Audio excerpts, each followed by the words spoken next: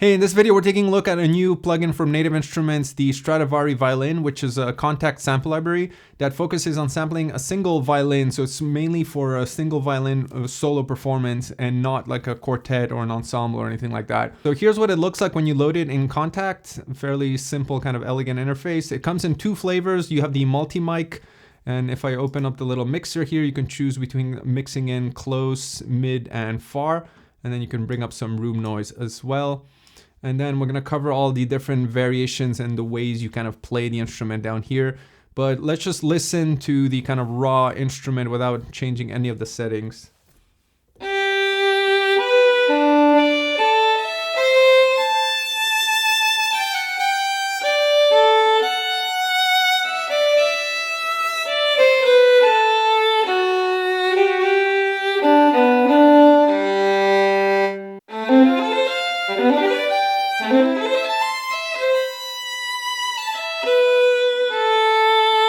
So first impressions, it sounds really good as a solo. It's one of the better kind of solo string instruments I've heard.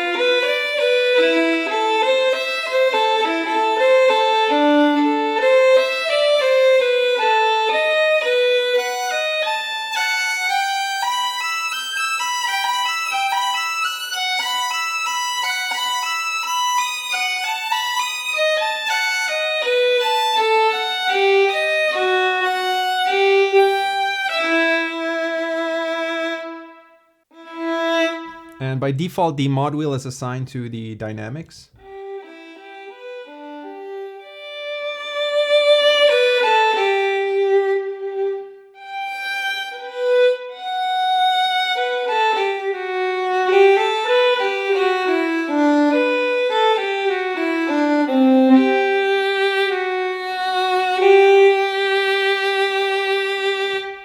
It sounds really good to my ears. All right, so let's take a look at the controls real quick here. So I showed you already the mixer at the top, so maybe we'll start there and I can show you the kind of, let me turn all of these off.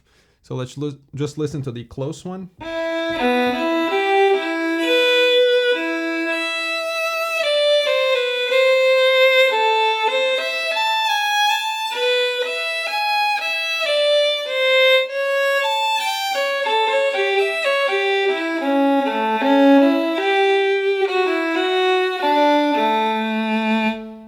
Then let's listen just the mid.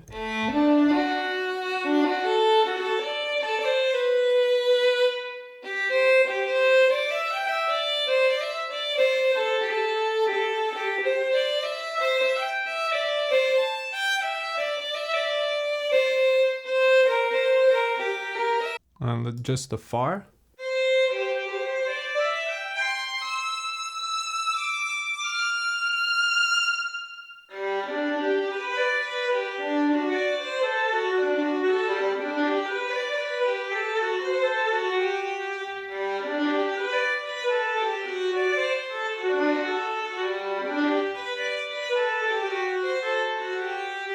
And then of course you can kind of blend them all together. You can pan them left and right and adjust the volumes. And then there's this room noise at the bottom.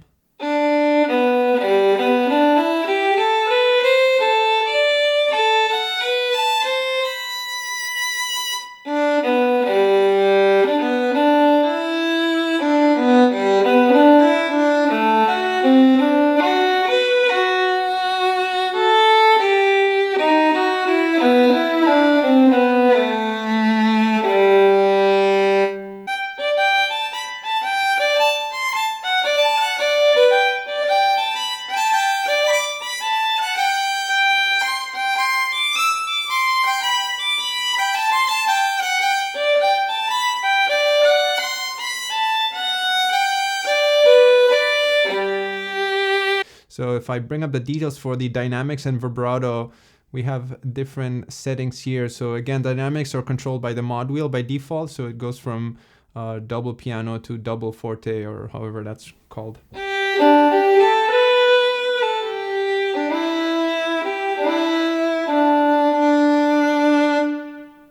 The type of vibrato, or like the intensity.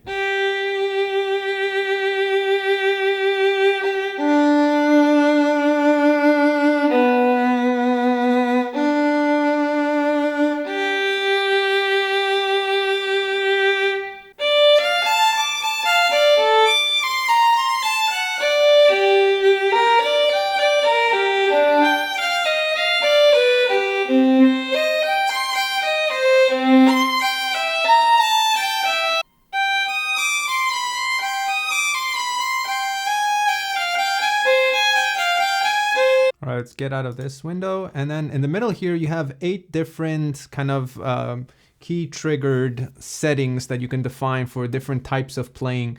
So let me open up that menu here. So if I tap on these, you can see that they switch. So what this means is that you can see this little note written up top of the box here, C1, D1, E1, and this represents this octave here. So this is why it's helpful to have a larger keyboard when you're playing these kind of instruments, because one of the octaves is reserved for key switching.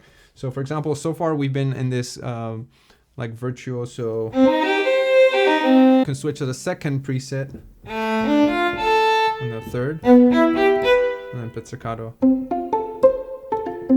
So I'll get to all of these in a sec, but for now I just want to show you roughly what this means. And you have 8 of these slots representing to the 8 notes here, and for each one you can pick the different settings and type of voice, so then when you're performing you can kind of quickly switch between them.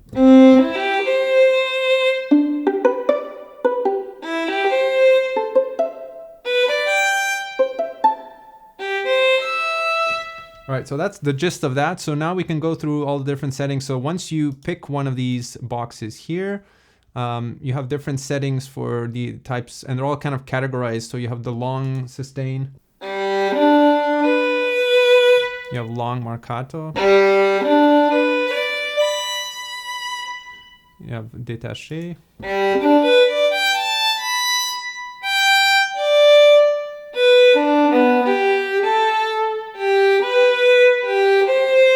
then the adaptive virtuoso, which is the one I've been playing so far.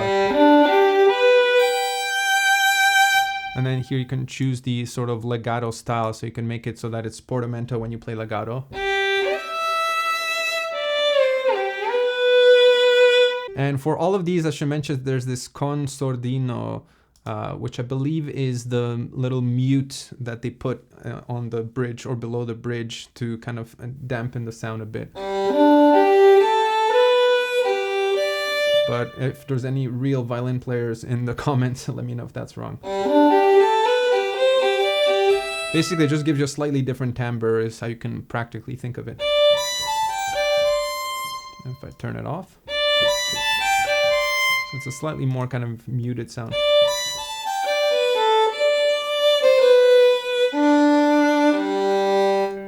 And then let's kind of quickly audition all of these. We have the short section, so we have a sautier single.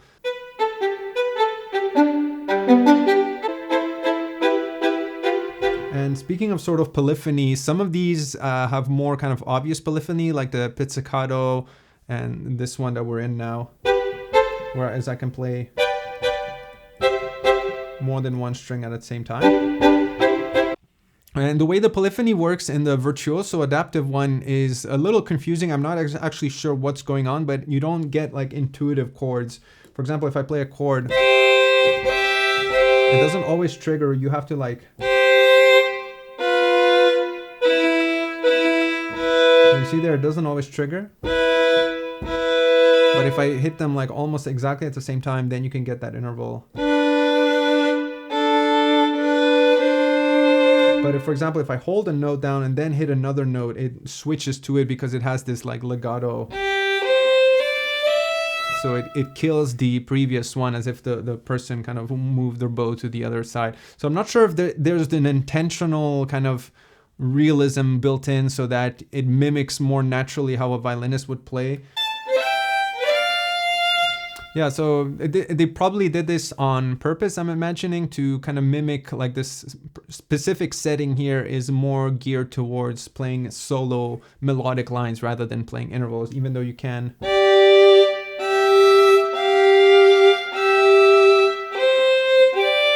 Yeah, so that's maybe one suggestion I would have for native instruments is maybe add a setting for a legato style that is something like none or chord based or something like that. Something that maybe kind of makes the chord ability a little more flexible so that if you're holding down a note, like for example, it would hold that while still allowing the other ones. I don't know if this is physically possible because I'm not sure if they sampled individual notes and then they're mixing them together, or whether they actually sampled every interval combination, which seems like it would be insane. But again, it's sort of like a balance. You can't have it all, right? You either have a very expressive solo instrument or you have a chord instrument. So kind of blending the two could be tricky. All right, so moving on, let's actually going back here. Let me see if this one. Yeah, this one has the same kind of issue where, like, technically it's possible. Like, it's not like the limitation is that it's monophonic strictly. You can play intervals, but it's very the window from the delta of timing is very, very narrow. Maybe if they relax that a little bit, like if I'm only slightly off in terms of how synchronous I am, it turns into two legato lines versus one chord. But anyways, if you're quantizing and programming this is not an issue. It's mainly when I'm playing sometimes, like the thing I intend to do doesn't always translate to what I'm hearing. So it kind of brings you out of the illusion. But again, I'm being very nitpicky here. Obviously, like there are plenty of string libraries that are meant for kind of ensembles and chords. And this one is definitely geared more towards like solo playing. So in terms of the solo stuff, it's really, really good. I definitely see myself using this.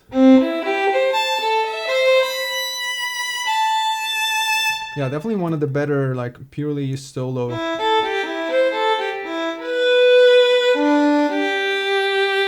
All right, anyways, moving along. So we covered this Sautier single.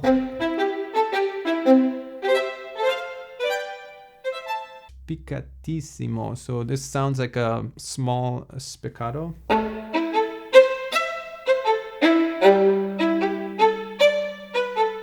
Let's go spiccato.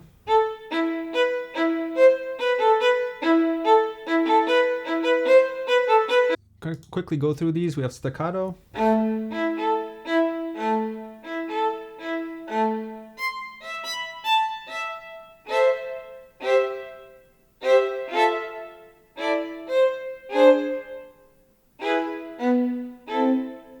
Pizzicato. The pizzicato sounds really, really good.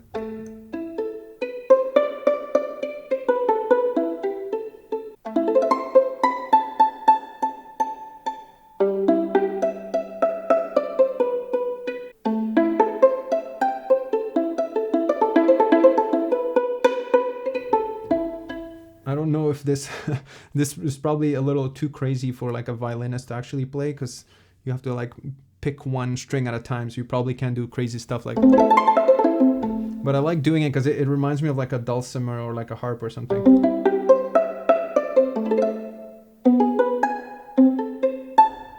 So far I've been playing this completely dry, so the kind of reverb you're hearing is the natural like mic reverb, but I can bring up some Valhalla room reverb here in Ableton Live.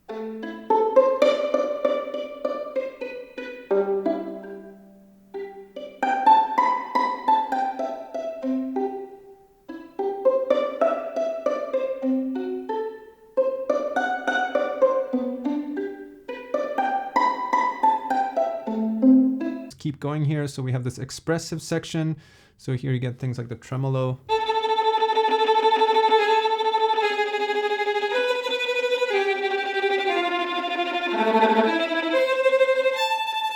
We have a trill.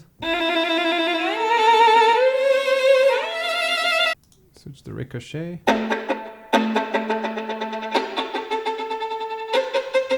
So it sounds like they're just letting the bow like bounce on the string. sautier.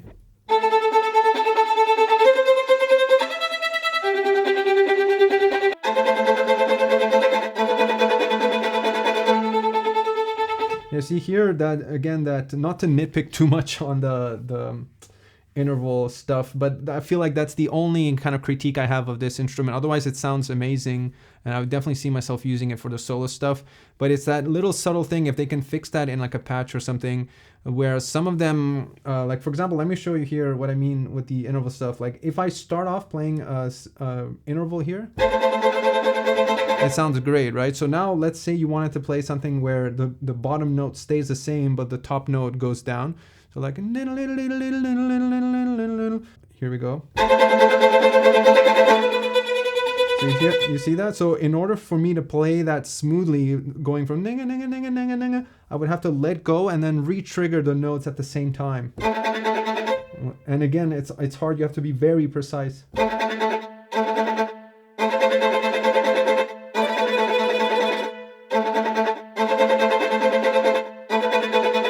So you lose that effect because now you have to stop playing. You can't get like a smooth ding ding ding ding ding ding ding. It's like ding ding ding ding ding ding. Anyways, I'm being very picky here with this, and I hope they can fix this in a patch note because that would make this instrument perfect. But again, for solo playing, it's fine. You'll never notice that.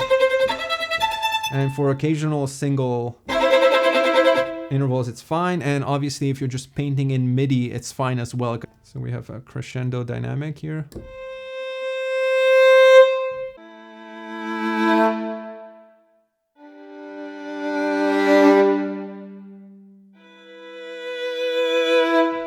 Sounds beautiful.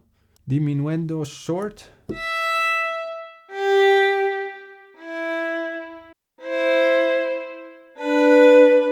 And then we have a longer version.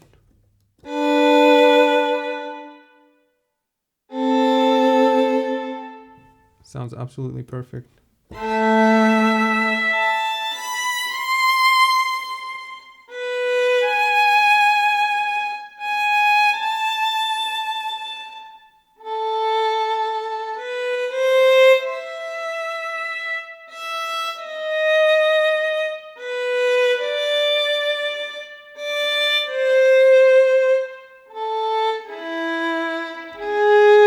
See right there, I was really in the feeling of wanting to play that interval, and because I didn't trigger it perfectly, it kind of cut out and it brought me out of that emotion. But at the beginning, it sounded amazing.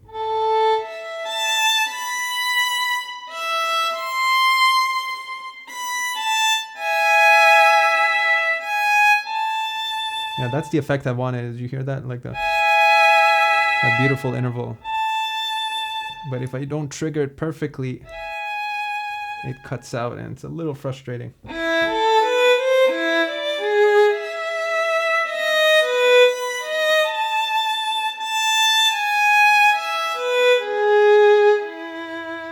Oh, it sounds really, really good.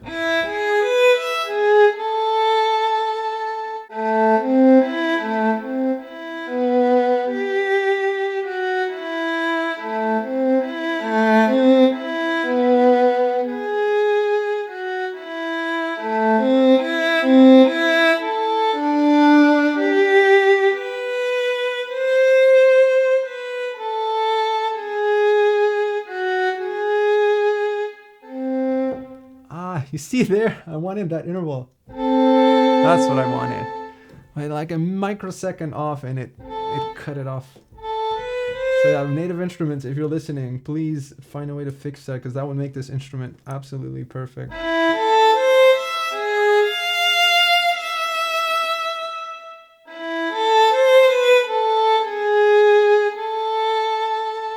It sounds absolutely delightful.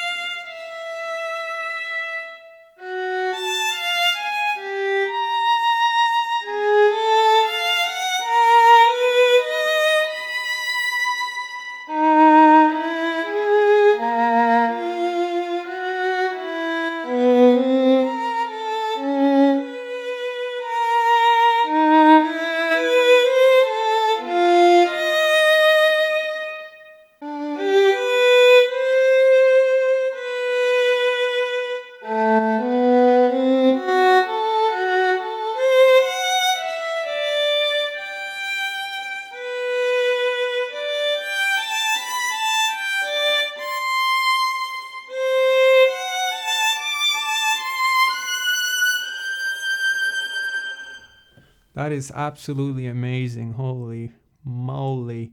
I think I like this Diminuendo long way more than the kind of default one. There's something about it that is like, even though it's meant to kind of fade out, the way it comes in is so nice and soft.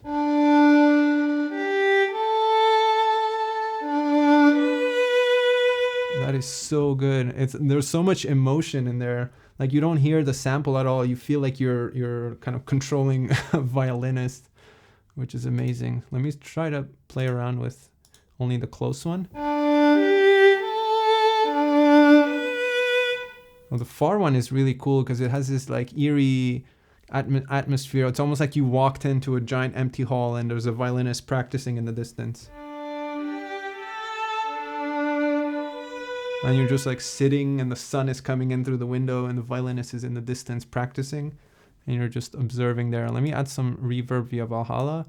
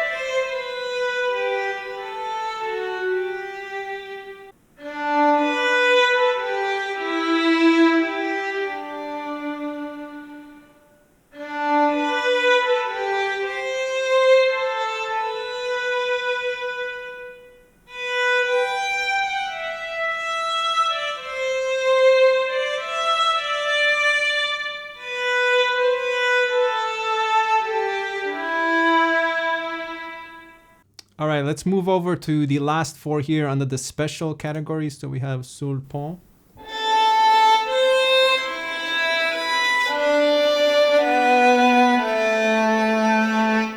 sul tasto,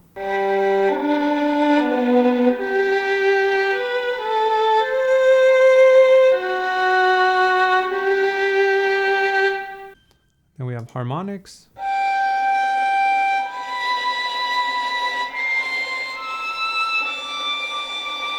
col legno. And then finally we have a position section here. So you can make it so that it picks a smart position or that it prefers a high string or low string. Oh, one thing I forgot to mention, going back to the other section here, is that there's a bow change setting here. So let me go back to this. So you can hear the like, na ya. So you can use this as like a performance thing.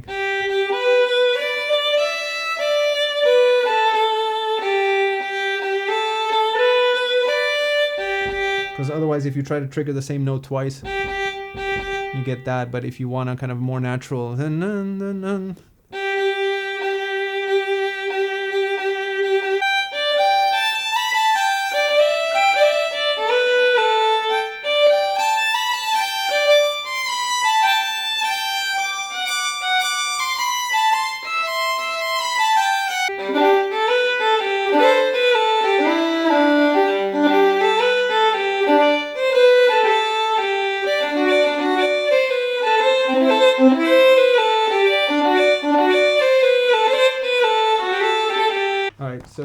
see if I can pull up some Bach cello suites.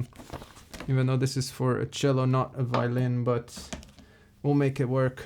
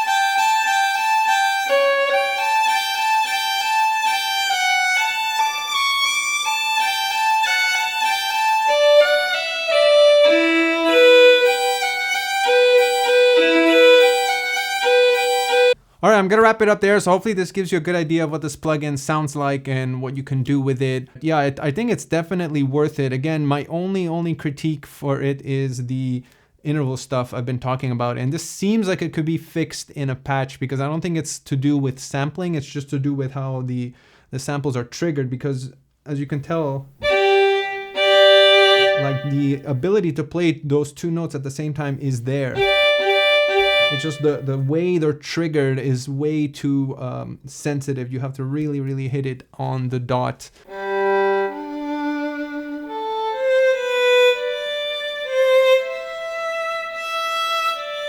Oh, I could play that all day. It actually sounds, I don't know if it translates in YouTube, but where I'm at here, it actually sounds like there's a violin player like in the room with me.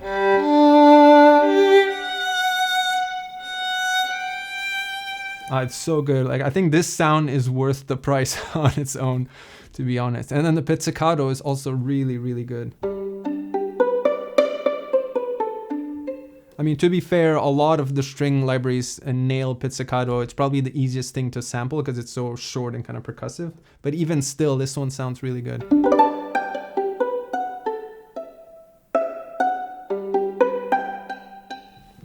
Really good. So I really hope that they continue this series to make a viola and a cello. The cello would be amazing. It's one of my favorite instruments. I love the that kind of low bow. And this ends here, and I'm so tempted to kind of hear it playing in like a low rumble. So yeah, if they make a cello, I'll be all over that. And then if they make a viola and a cello, which I have no idea if they will or not, but if they do, then we can combine two of these violins and a cello and a viola and create a quartet, which would sound amazing. So yeah, again, I would recommend having a big enough keyboard, about 1, 2, 3, 4, 5.5.